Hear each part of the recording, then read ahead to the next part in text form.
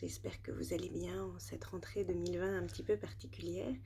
Et aujourd'hui, en fait, plutôt que d'avoir une grande réflexion philosophique sur la rentrée ou psychologique, en fait, sur la rentrée, j'avais plutôt envie de vous partager un petit billet d'humeur que j'ai écrit et qui parle de mes émotions, de mes incertitudes, de mes questionnements, en fait, en cette rentrée 2020 et qui peut-être rencontreront vos émotions, vos certitudes, vos inquiétudes.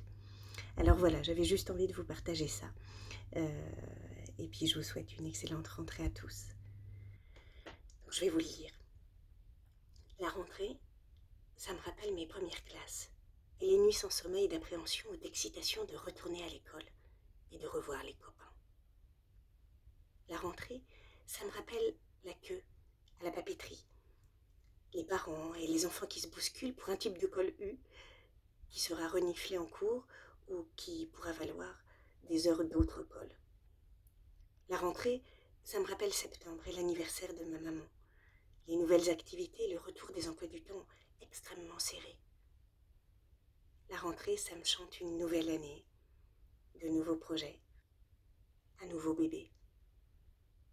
La rentrée, c'est la naissance de mon fils et ses yeux grands et noirs, dans lesquels je plonge mon sourire et mes larmes de gratitude.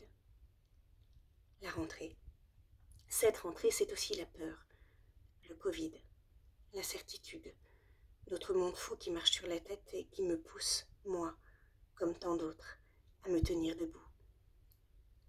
Cette rentrée, c'est en même temps celle de tous les possibles où j'ai envie de te tenir la main et de t'adresser un sourire derrière mon masque, timide.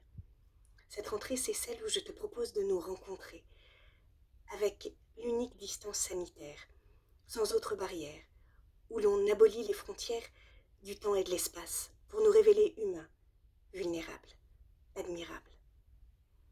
Cette rentrée 2020, pour moi, et pour tant d'autres, elle se révèle incertaine, inquiétante parfois même.